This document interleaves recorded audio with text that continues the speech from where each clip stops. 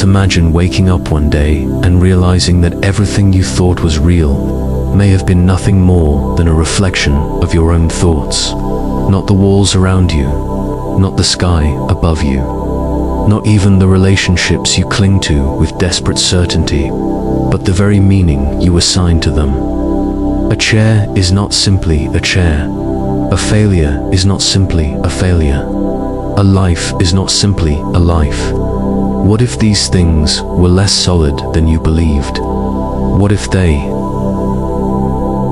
existed only in the way your thoughts permitted them to? Pause for a moment. Let that sink in. You believe you live in reality, but what if reality is living inside you? Now here's the paradox. You walk through the world as though it is objective, immutable, fixed like stone. And yet, when your mood shifts, the same world looks completely different. On a day when hope fills your lungs, the sun feels warmer, conversations lighter, the future possible. On a day when despair grips you, that same sun burns too harsh, words cut too deep, and the future feels like an endless hallway leading nowhere. The external world hasn't changed. You have, which means, in some mysterious way, so has reality. So the unsettling question emerges. Are you seeing the world as it is, or as you are? It's a question humanity has wrestled with for centuries. Ancient mystics whispered that the mind is the lens through which reality is filtered. Modern neuroscientists echo the same, telling us perception is not truth but interpretation. Between those two extremes lies a haunting possibility. Maybe reality is not a solid ground beneath your feet, but a mirror, bending to the shape of your thoughts. But if that's true, then what are you really living in? A world or an echo chamber of your own mind? Think about it. When you succeed, the world suddenly feels full of opportunity doors. Seem to open, people appear friendlier, luck feels within reach. When you fail, the world contracts, suffocating, until even the smallest tasks feel like insurmountable mountains. Which version of the world is the real one? Or is reality always a shadow puppet, moving to the strings of your inner dialogue? This is where things grow disturbing, because if your thoughts can shape reality, then your prison might not be made of iron bars, but of assumptions. And if your beliefs are flawed, seem to open, people appear friendlier, luck feels within reach. When you fail, the world contracts, suffocating, until even the smallest tasks feel like insurmountable mountains. Which version of the world is the real one? Or is reality always a shadow puppet, moving to the strings of your inner dialogue? This is where things grow disturbing, because if your thoughts can shape reality, then your prison might not be made of iron bars, but of assumptions. And if your beliefs are flawed, then you may be living in a distorted simulation of your own making, never touching what is truly out there. Imagine being locked inside a cage, but the cage is invisible, built not of steel but of thought, belief, and interpretation. You don't see the bars, yet they dictate where you can go. And now ask yourself, how much of your life has been lived inside that invisible cage? Every choice, every risk avoided, every relationship pursued or abandoned. How many of those were decisions you made freely, and how many were dictated by the unseen architecture of your thoughts? How many times have you mistaken your perception for truth, your fear for fate, your doubt for destiny? The terrifying part is this: most people never question it. They accept their reality as if it were handed down from the heavens, unquestionable, permanent. They never realize they are both prisoner and architect, both victim and creator. So here's the great, unsettling question that lies at the heart of everything. If your thoughts shape your reality, then who is really in control, you or the thoughts themselves? And if you are not the master of your thoughts, then are you truly alive, or merely being lived by the machinery of your own mind? This question is not comfortable. It is not designed to soothe you. It is meant to shake the ground beneath your feet, to force you into the terrifying possibility that the life you have, called yours, may have been an unconscious dream.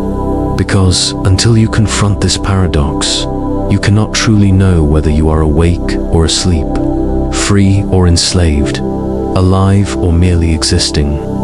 And so, the journey begins, not with answers, but with questions sharp enough to pierce the illusions you've carried for so long. Questions that strip away the comforting veneer of certainty. Questions that force you to stare directly into the abyss of your own mind. Because if your thoughts shape your reality, then to understand reality itself, you must first descend into the hidden architecture of thought. And that descent begins now. The hidden problem and its psychological, philosophical roots. If your thoughts truly shape your reality, then the next question is obvious. Why do so many people live lives of quiet desperation? Why do so many remain trapped in cycles of fear, regret, and dissatisfaction despite knowing, at least intellectually, that their perspective holds such power? The answer lies in something most never dare to confront.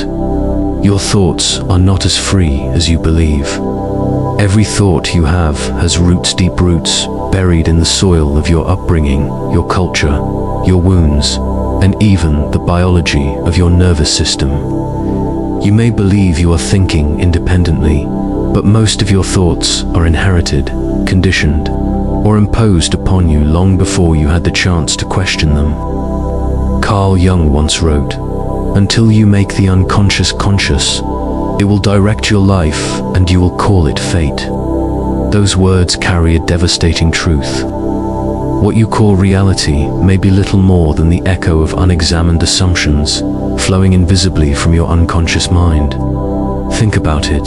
From the moment you were born, the world began to script your thoughts for you. Parents, teachers, religions, media, even the subtle language of advertisement saw of them whispered stories about who you are and what the world is. Some of these stories sounded benign. Work hard and you'll succeed. Be kind and you'll be loved. But others, darker ones, took root too. You are not enough. The world is dangerous. Dreams are foolish.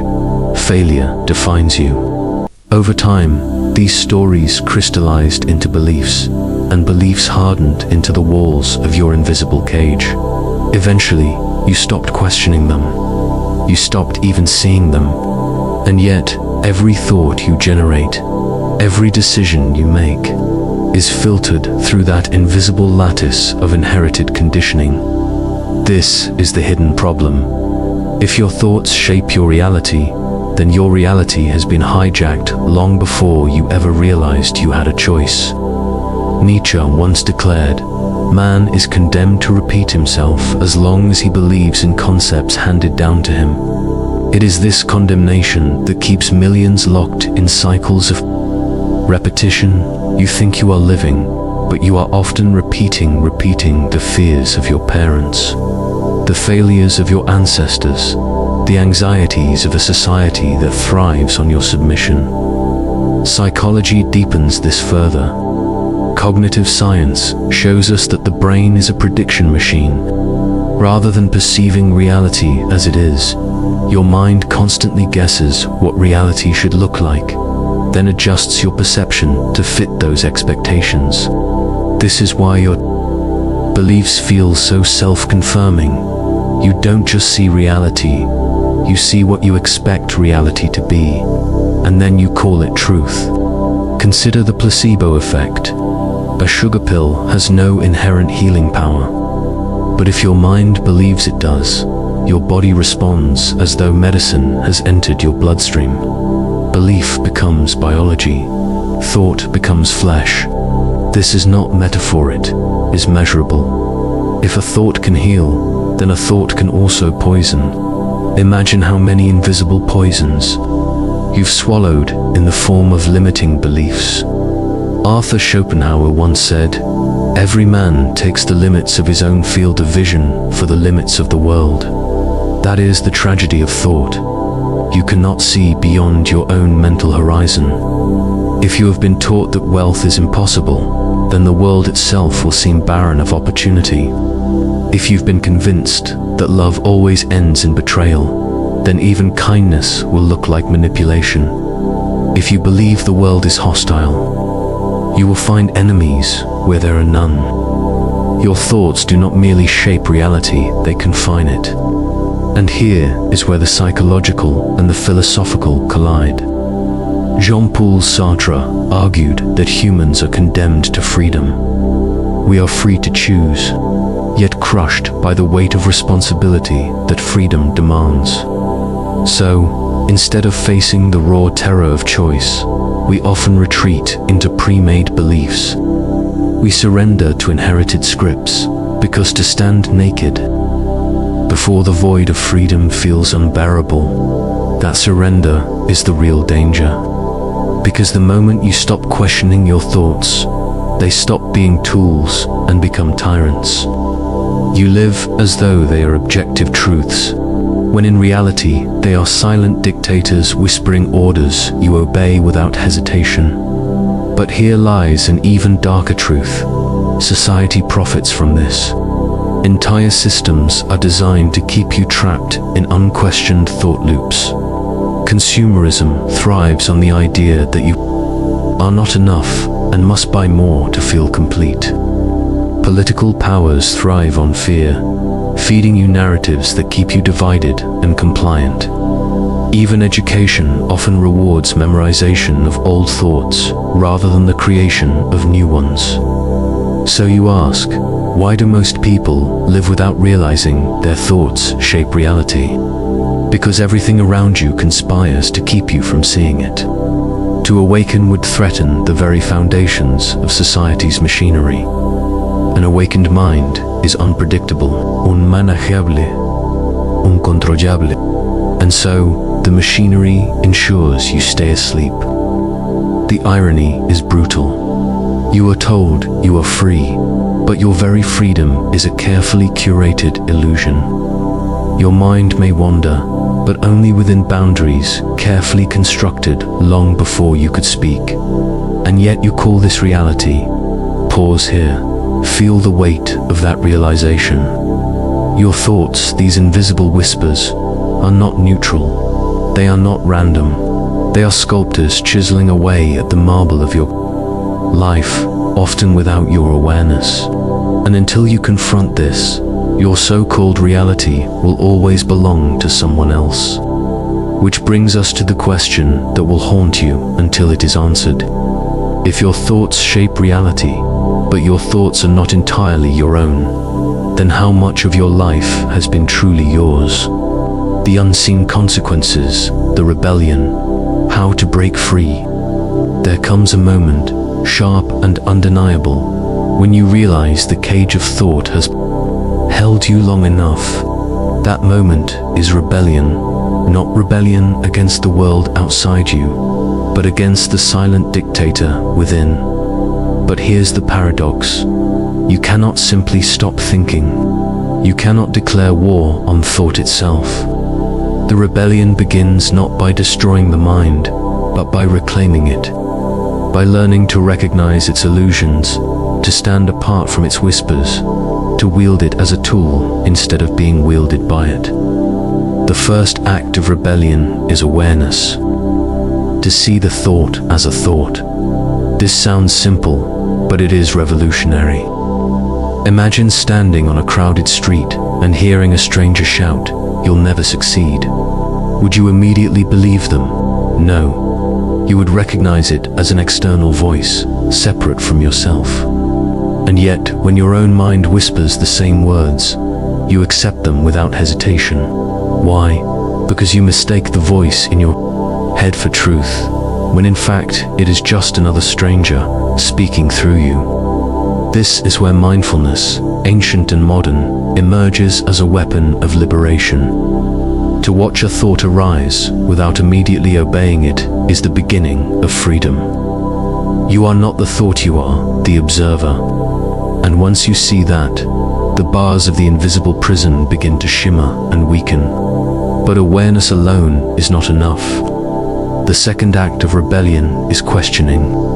Every time a thought presents itself, challenge it. Ask, is this true? How do I know? What if the opposite were possible? Nietzsche urged us to become philosophers with a hammer, not to build gently at first, but to smash idols, to shatter false gods of belief. Your unquestioned thoughts are such idols, demanding worship. Smash them. See what remains. This process is terrifying, because once the false idols fall, you are left with the void, and the void is freedom. Sartre was right. Freedom is not a comfortable gift, it is a burden. When you no longer accept old thoughts as fate, you are left with raw possibility. You stand before life, naked, trembling, but finally awake. History gives us examples of this rebellion. Viktor Frankl, imprisoned in Auschwitz, stripped of everything, realized one freedom could never be taken from him: the freedom to choose his response. Even in hell, he understood that his thoughts shaped his reality. He chose meaning where others saw only despair, and in that choice, he reclaimed his humanity. Or consider the Buddha, who saw that suffering arises not from the world itself, but from attachment to thoughts about the world. By observing thoughts without clinging to them, he shattered the cycle of suffering and awakened to a reality beyond illusion. These are not distant myths. They are signposts for you. They remind you that rebellion is possible even under the harshest conditions. If a man in a death camp and a seeker under a tree could reclaim their minds, so can you. The third act of rebellion is creation. Once you dismantle false thoughts, you must replace them with ones that serve. Thought is not the enemy. Unconscious thought is. You must learn to plant thoughts as a gardener plants seeds, deliberately, with care. Instead of, I am not enough, try, I am becoming more every day. Instead of, the world is hostile, try, the world is a canvas on which I create. But beware, this is not about positive thinking plastered like wallpaper over cracks in the wall. It is not about pretending everything is fine. It is about shaping thought with intention, aligning it with reality as you wish to create it, not as you have been conditioned to accept it. Neuroscience confirms this rebellion is possible. Neuroplasticity shows us the brain is not fixed. It rewires itself according to repeated thought and experience. Each time you choose a new thought, you carve a new neural pathway. Each time you refuse the old lie, the old pathway weakens. Over time, the cage dissolves, not by force, but by neglect. But here is the hardest truth. Rebellion is not a one-time act. It is a daily war. The old thoughts will return. The cage will try to rebuild itself. Fear, doubt, conditioning, they will all knock at your door. The rebellion is to greet them without surrender. To say, I see you, but I no longer bow to you. And the cost of rebellion, comfort. To live awake is to live without the narcotic of certainty. You will lose the easy security of old illusions. But in exchange, you will gain something infinitely greater, the power to shape your reality consciously, to live a life that is yours, not a hand-me-down. Ask yourself now, what bars of the invisible cage are you still gripping, mistaking them for safety? What thoughts are you still obeying as though they were laws, when in truth they are suggestions you could decline? Rebellion means daring to release them. Imagine it, a life where fear still knocks, but you no longer open the door. A life where failure arrives, but you see it not as death, but as teacher. A life where love is no longer poisoned by insecurity, because you know the difference between your wounds and the reality before you. Imagine living not as a puppet of thought, but as its master. That is the revolution waiting inside you. And when you begin to live it, something extraordinary happens. The world itself begins to change. Because as your thoughts reshape, so does your reality. The doors you once thought locked begin to open. The people you once thought hostile begin to soften. The future you once thought impossible begins to unfold. It was never the world that was against you. It was the thoughts you carried about the world. Change them, and the world bends with you. But this leads us to the final, most haunting question of all. If thought can shape reality, and if you can rebel against old illusions, then what is the ultimate truth behind reality itself? What lies beyond thought, beyond the cage, beyond even the act of shaping? That final realization is where we must go next. If your thoughts are not entirely your own, and yet they shape the very contours of your reality, what happens when those thoughts remain unquestioned? The answer is not. Abstract, it is lived, breathed, suffered every single day. The unseen consequences of this hidden force ripple through your life in ways so subtle, so intimate, you barely notice them, until you wake one day and realize decades have slipped through your fingers. Consider how often you talk yourself out of living. A new opportunity appears, a job, a move, a relationship, but before you even step forward, your thoughts whisper, "You're not ready, you'll fail, you don't deserve it."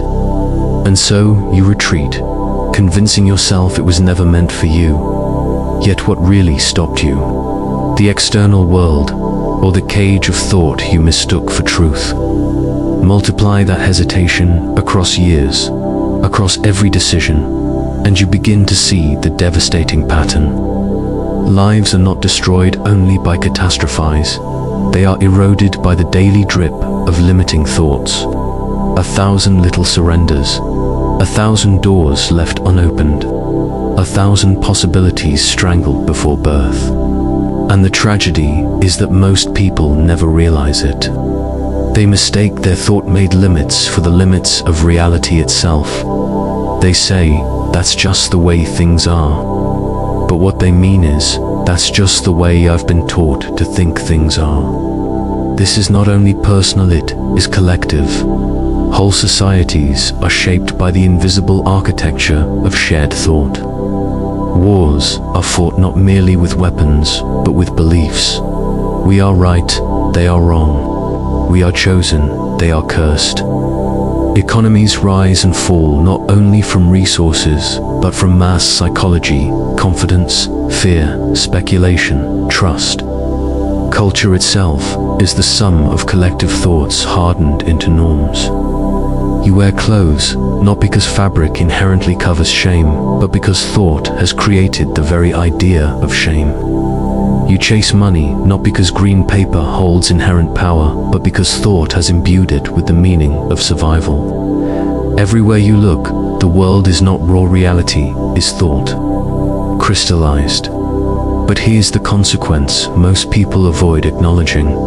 When thoughts shape reality unconsciously, suffering becomes inevitable. Think about the way your brain is wired.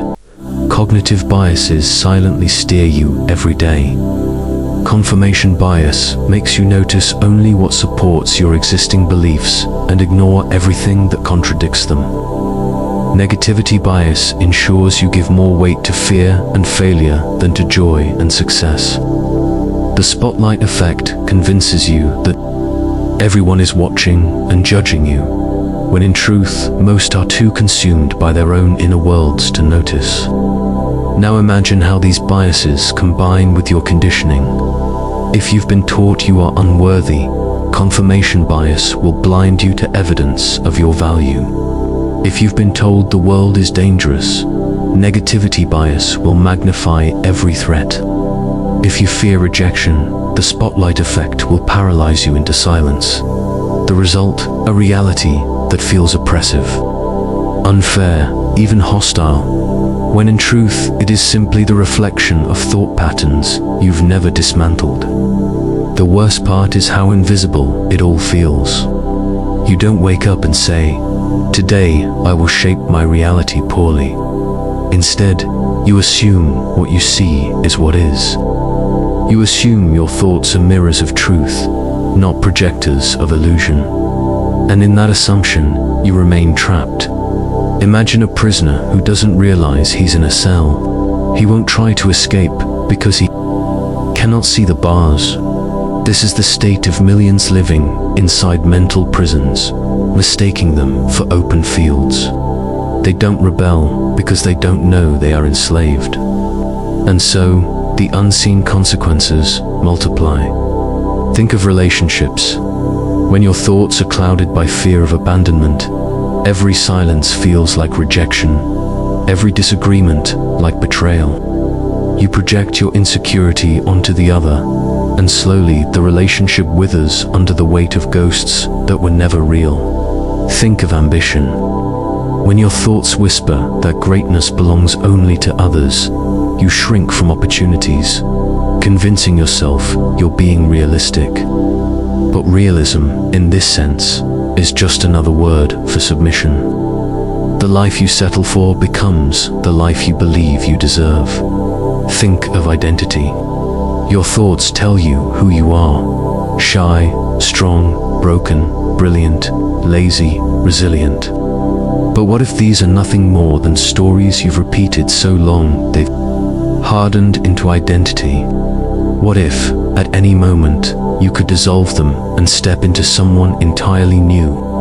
You don't, because you believe the story more than the possibility. This is the cruelest consequence of all. When thoughts shape reality unconsciously, you live a second-hand life, not your own, but a collage of fears, cultural scripts, and inherited voices. You live half asleep, mistaking the dream for the real. But here is the even darker layer. Thought doesn't just shape your perception, it shapes your biology. Stressful thoughts trigger cortisol. Fearful thoughts keep your nervous system locked in survival mode. Over years, this literally reshapes your brain, carving neural pathways that make negativity and fear your default. The body pays the price for illusions of the mind. Your heart rate rises at dangers that aren't real. Your immune system weakens under burdens that never existed. You age faster under the weight of invisible chains. Do you see the gravity of it now? Thoughts are not harmless flickers of the mind. They are architects of reality, sculptors of identity, shapers of health, silent engineers of destiny. To leave them unexamined is not neutral, it is dangerous. And yet, the irony is almost unbearable. The prison you live in is built by the very force that could also set you free. Thought is both tyrant and liberator, jailer and key. Which means the question that now confronts you is not whether thoughts shape reality. That much is clear.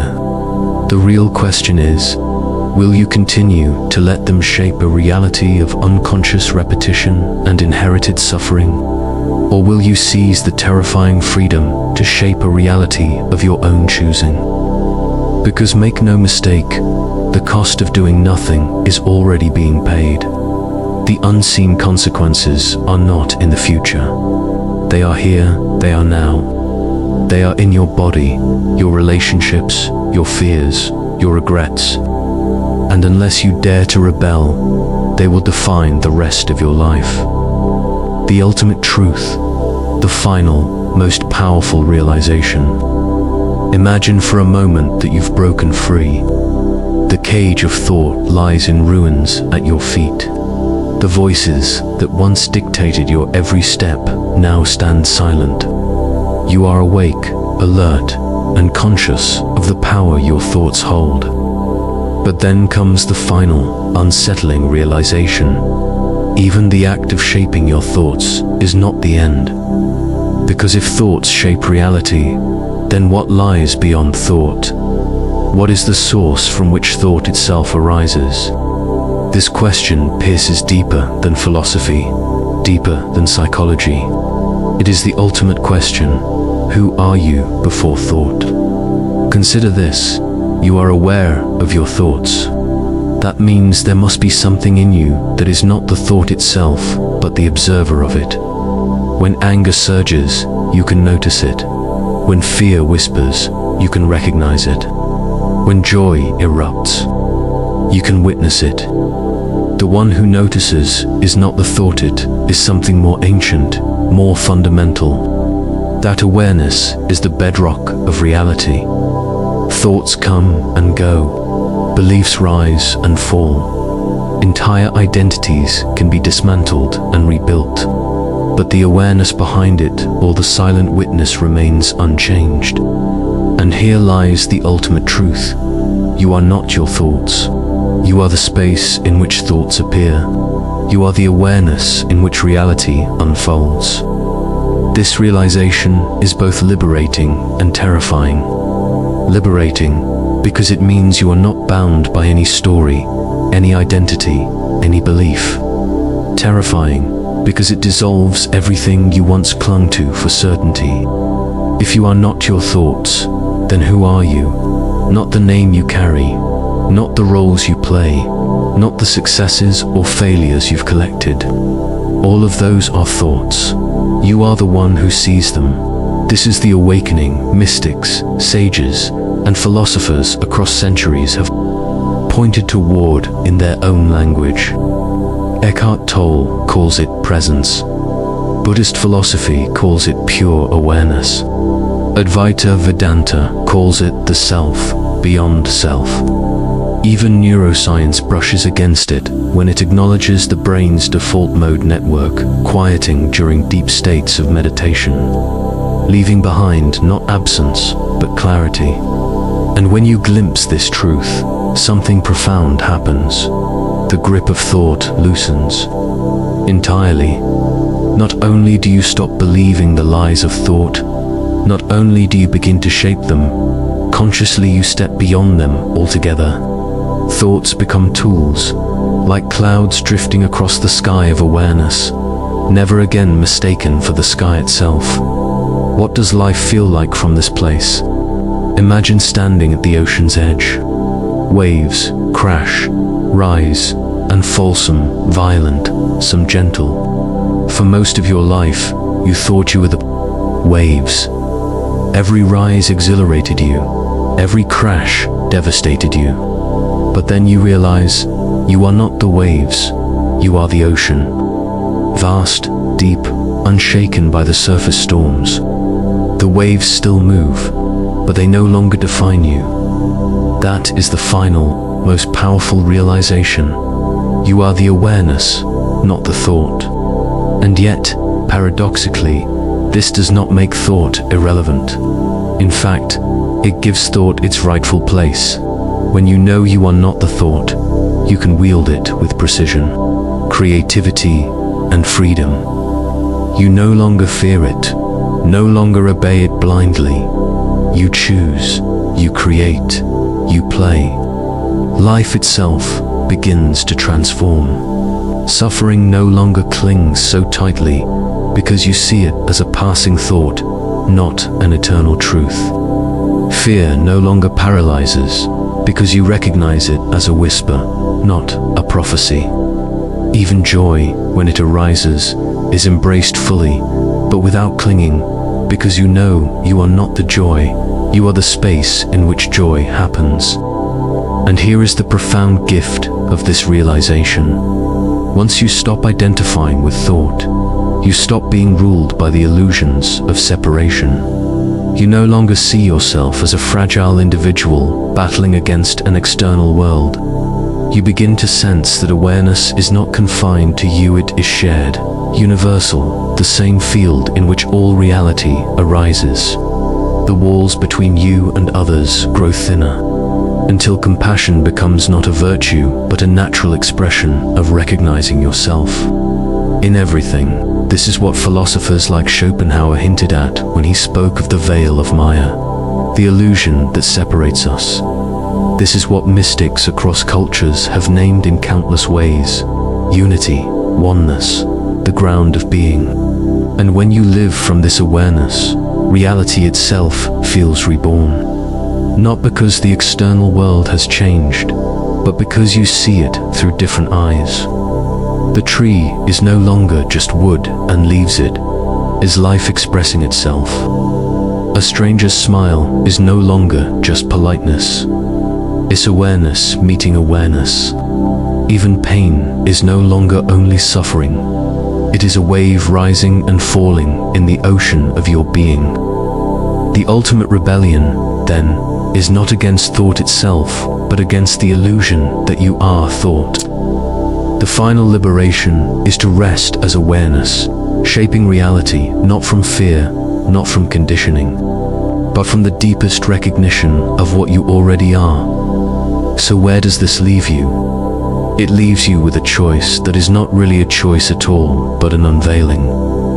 You can continue to live as though you are the prisoner of your thoughts, obeying them as though they were law, suffering their unseen consequences. Or you can awaken, first to the power of thought, then to the freedom beyond it, and finally to the truth that you are not thought at all. You are the space in which reality is born. This is not an easy path.